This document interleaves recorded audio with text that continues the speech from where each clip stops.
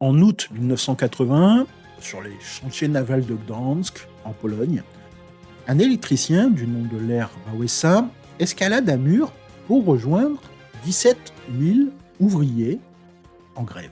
Un geste presque anodin, mais qui est sur le point d'allumer une mèche.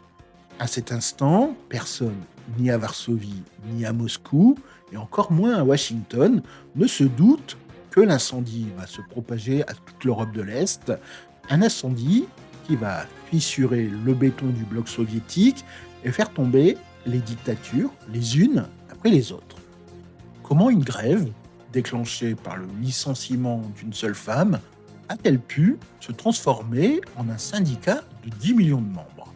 Comment un simple mouvement ouvrier a-t-il réussi à ébranler l'un des deux empires les plus puissants du monde et à redessiner la carte de l'Europe? C'est l'histoire d'une force que personne n'attendait, celle d'un mot simple, solidarité. C'est l'histoire de l'effet papillon de Solidarność. Pour comprendre l'onde de choc de 1980, il faut d'abord ressentir le silence qui pèse sur la Pologne des années 70. C'est une décennie de désillusion. Le pays, sous la coupe de l'Union soviétique, est dirigé par un parti unique qui contrôle tout. L'économie, qu'on présentait comme un triomphe socialiste, est à genoux. Les magasins sont vides, les files d'attente interminables. Et le gouvernement d'Edvard Gierek, qui avait promis la prospérité grâce à des emprunts massifs à l'Ouest, se retrouve avec une dette colossale, 15 milliards de dollars. La frustration monte, mais la peur la maintient sous un couvercle. Toute opposition est écrasée. Les syndicats officiels ne sont que des marionnettes du parti, complètement déconnectés des travailleurs. Pourtant, sous la surface, la résistance va commencer à s'organiser. Des intellectuels comme Jacek Kuroń et Adam Mirnik ont fondé en 1976 le Comité de défense des ouvriers, le KOR, un groupe qui offre une aide juridique et financière aux travailleurs persécutés. Pour la première fois, une alliance se noue entre l'école bleue et l'intelligentsia, deux mondes que le pouvoir avait toujours pris soin de diviser. L'autre force souterraine, c'est évidemment l'Église catholique, ancrée dans l'identité polonaise. Elle est un espace de liberté. L'élection en 1978 de l'archevêque de Cracovie, Karol Wojtyła, qui devient le pape Jean-Paul II, est un véritable séisme. Son voyage en Pologne en 1979 est un véritable triomphe, rassemblant des millions de personnes. Dans ses sermons, il parle de dignité, de droits de l'homme, et il prononce une phrase qui va tout changer. Il ne lance aucun appel à la révolte, mais son message est limpide. N'ayez pas peur. Ces mots résonnent comme une forme de prophétie et préparent le terrain pour la suite. L'étincelle finale aura donc lieu le 7 août 1981. Il y a Anna Valentynowicz, une grutière des chantiers navals, Lénine de Gdansk et figure respectée du militantisme, qui est alors licenciée pour activité subversive. Et ce, à seulement 5 mois de sa retraite. C'est un petit peu la goutte d'eau qui va faire déborder le vase. Le 14 août, les 17 000 ouvriers des chantiers cessent le travail, la grève commence, mais cette fois-ci, elle ne ressemblera à aucune autre. Au départ, les revendications sont simples. Réintégrer Anna Valentynowicz, augmenter les salaires pour faire face à la hausse des prix et construire un monument pour les ouvriers tués en 1970. Un jeune électricien de 35 ans, Lech Wałęsa, lui aussi licencié des chantiers 4 ans plus tôt, escalade un mur d'enceinte pour prendre la tête du mouvement. Son charisme et son talent d'orateur en font immédiatement le leader. La direction, prise de panique, cède rapidement. La grève aurait pu s'arrêter là, mais des militants, conseillés par les intellectuels du KOR, poussent Wałęsa à voir plus grand. Ils sentent que ce moment est unique. La grève se transforme alors en grève de solidarité. Un comité de grève inter-entreprise est créé qui va bientôt fédérer des centaines d'usines à travers tout le pays. Ce comité va alors rédiger une liste de 21 revendications. Et là, on ne parle plus seulement de salaire. C'est un véritable programme politique. Le premier point, qui est certainement aussi le plus explosif, la création de syndicats libres, indépendants du parti. Les autres points exigent le droit de grève, la liberté d'expression ou encore la libération des prisonniers politiques. C'est une attaque directe contre le système totalitaire. Pendant 2 semaines, le monde entier a les yeux rivés sur la Pologne. Les chantiers de Gdansk, couverts de drapeaux polonais et de portraits du pape, deviennent le cœur d'une révolution pacifique face à un mouvement d'une ampleur inédite. Le gouvernement est coincé. L'Union soviétique, de son côté, s'inquiète, mais hésite à envoyer les chars, se souvenant du fiasco des interventions en Hongrie et en Tchécoslovaquie. Finalement, le 31 août 1980, le régime plie. Le vice-premier ministre signe les accords de Gdansk. Pour la toute première fois dans le bloc communiste, un État autorise un syndicat indépendant. Wałęsa signe le document avec un stylo géant à l'effigie de Jean-Paul II, une image qui fera le tour du monde. Le syndicat Solidarność, Solidarité, est né. Ce qui se passe ensuite dépasse tout ce qu'on pouvait imaginer. En quelques mois, près de 10 millions de Polonais rejoignent Solidarność, ouvriers, paysans, intellectuels, étudiants, plus d'un quart de la population. Solidarność n'est plus un syndicat, c'est la nation qui se lève, un géant s'est réveillé, et son existence même est une brèche béante dans le mur de Berlin. Le battement d'ailes du papillon à Gdansk provoque une tempête à des milliers de kilomètres. Pour les peuples opprimés du bloc de l'Est, l'existence de Solidarność envoie un message simple et puissant: résister, c'est possible.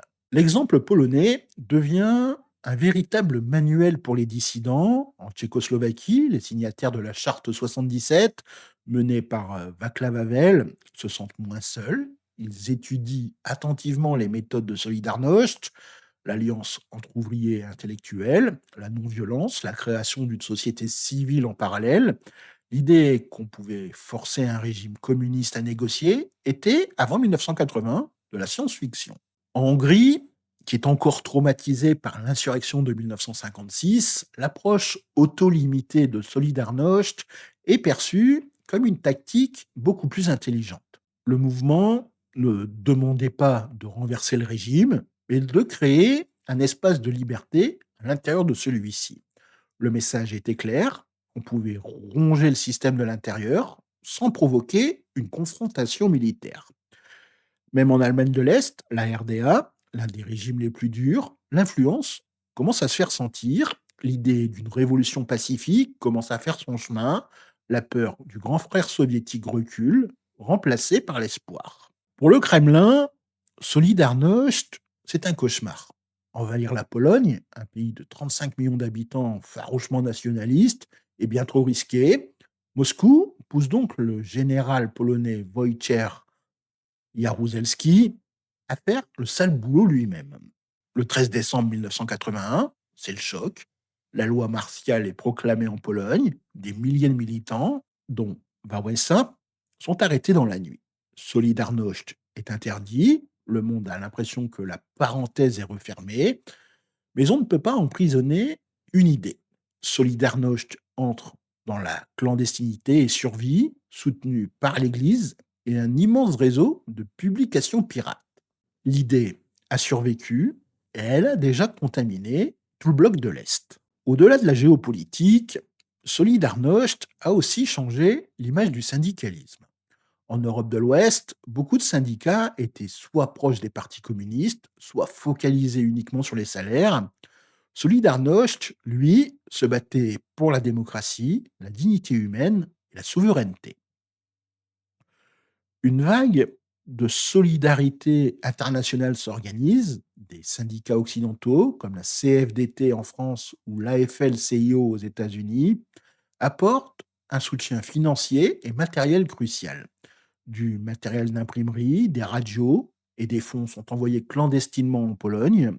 Cette mobilisation est d'ailleurs payante. En 1983, alors qu'il est toujours assigné à résidence, Lech Wałęsa reçoit le prix Nobel de la paix. C'est une immense victoire symbolique. Craignant de ne pas pouvoir revenir au pays, il envoie sa femme Danuta recevoir le prix en son nom. Solidarność a prouvé que le syndicalisme pouvait être un moteur de changement démocratique, inspirant les mouvements suivants de l'Afrique du Sud à l'Amérique latine. L'effet papillon a aussi été culturel. Solidarność a réveillé la société civile polonaise pendant 16 mois, puis dans la clandestinité. Le mouvement a créé un univers de liberté, des centaines de journaux clandestins, des pièces de théâtre jouées dans des appartements, des cours d'histoire non censurés dans des universités volantes. Cette effervescence a prouvé qu'il était possible de créer des espaces de liberté, même sous un régime totalitaire. Le logo de Solidarność, avec ses lettres serrées comme une foule avançant ensemble, est devenu un symbole mondial de résistance. Cet héritage de courage civique sera la clé pour la suite, quand le régime commencera à trembler à la fin des années 80. La Pologne ne partira pas de zéro. Elle aura des leaders, des structures et des millions de citoyens prêts à prendre la relève. Le géant, endormi par la loi martiale, n'était pas mort, il attendait juste son heure. À la fin des années 80, le communisme est en phase terminale. À Moscou, on a Mikhail Gorbatchev qui a lancé la glasnost et la perestroïka, mais surtout, il a fait savoir aux pays satellites qu'ils ne devraient plus compter sur les chars soviétiques pour se maintenir au pouvoir. C'est la fin un petit peu de la partie pour nombre d'entre eux. En Pologne, le régime de Jaruzelski est à bout de souffle. En 1988, une nouvelle vague de grève, menée encore une fois par Solidarność, clandestin cette fois, mais toujours actif, paralyse tout le pays. Acculé, le général accepte l'impensable, négocier avec l'opposition qu'il avait mise en prison. En février 1989, les négociations de la table ronde s'ouvrent à Varsovie. D'un côté, le Parti communiste, de l'autre, les leaders de Solidarność, avec Wałęsa à leur tête. L'accord est historique, Solidarność est de nouveau légalisé et des élections partiellement libres, les premières depuis 40 ans, sont organisées en juin. Le régime pense d'abord s'en sortir avec une transition contrôlée, mais c'est une monumentale erreur de calcul. La campagne de Solidarność est un éclair de génie. Le mouvement placarde le pays d'une affiche mythique. Gary Cooper dans le train sifflera 3 fois, un bulletin de vote à la main et le logo Solidarność sur son étoile de shérif. Le message est clair, le 4 juin, c'est l'heure du duel final. Le résultat sera un véritable raz-de-marée. Les candidats de Solidarność remportent 99 des 100 sièges du Sénat et tous les sièges de la Diète qui leur étaient ouverts. C'est une humiliation totale pour le parti. Le peuple polonais a utilisé le moindre espace de liberté pour rejeter massivement le système. Cette victoire, c'est donc la première brique qui tombe du mur. Elle montre qu'une transition pacifique vers la démocratie est possible. L'effet domino est alors immédiat. La Hongrie ouvre sa frontière avec l'Autriche. En Tchécoslovaquie, la révolution de velours balaie le régime. Et le 9 novembre 1989, à Berlin, le mur s'effondre. Lech Wałęsa dira lui-même: ce sont les Polonais qui ont fait tomber la dentition de l'ours soviétique. Avant que les Allemands ne démolissent le mur, nous lui avions déjà enlevé toutes ses fondations. La chute du mur de Berlin n'était pas le début de la fin. Le début de la fin avait eu lieu 9 ans plus tôt sur les chantiers navals de Gdansk. Mais aujourd'hui, on peut se poser la question de savoir, mais que reste-t-il aujourd'hui de Solidarność? L'héritage, il se veut un petit peu complexe. En Pologne, les héros d'hier se sont parfois déchirés et le syndicat n'a plus du tout la même influence.